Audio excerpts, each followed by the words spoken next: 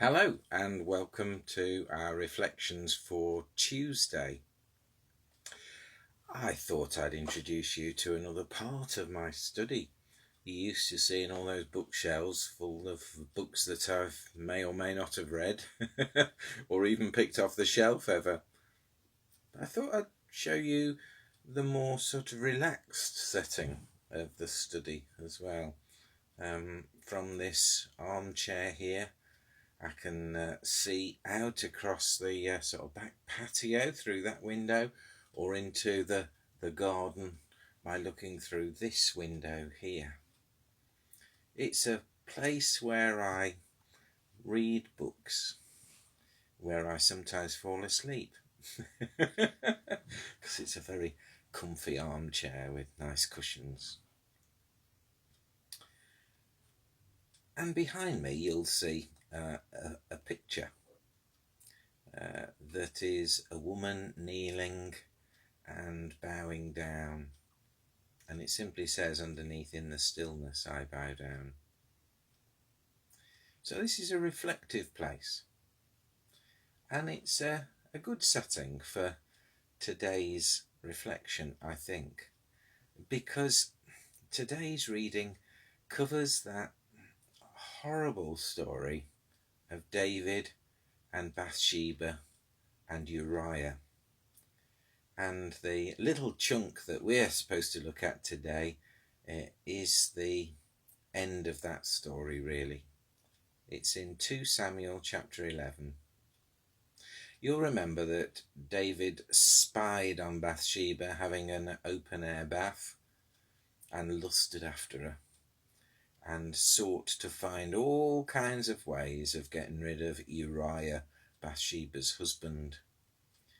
He sent him out into the middle of the battle because there was a war happening at the time, and David should have been in there leading the troops, but he'd let go of that particular responsibility and duty.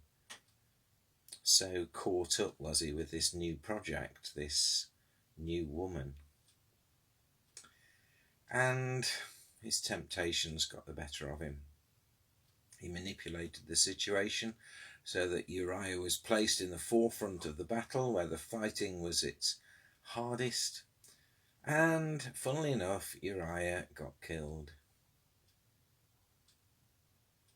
David got what he wanted.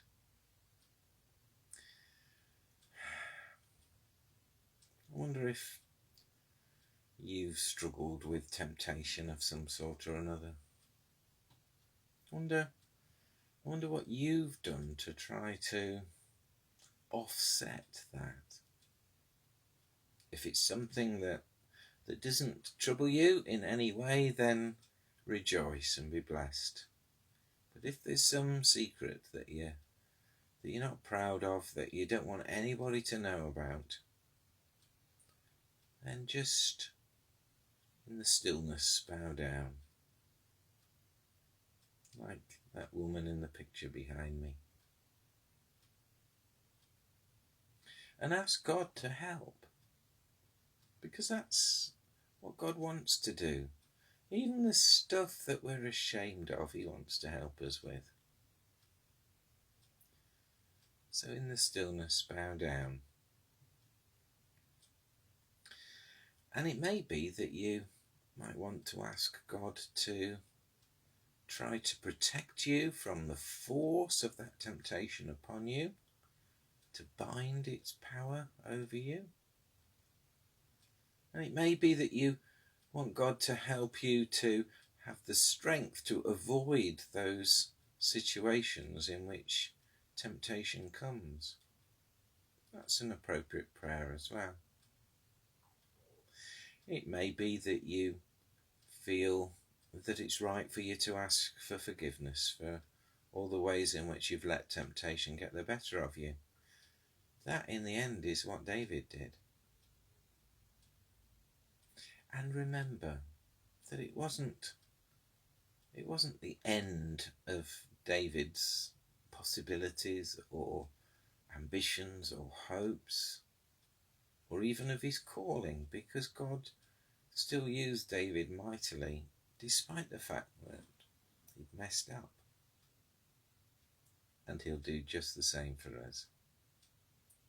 So be blessed today as you address whatever it is that needs addressing, or as you rejoice because God has already set you free. Whatever God wants the best for you. God bless.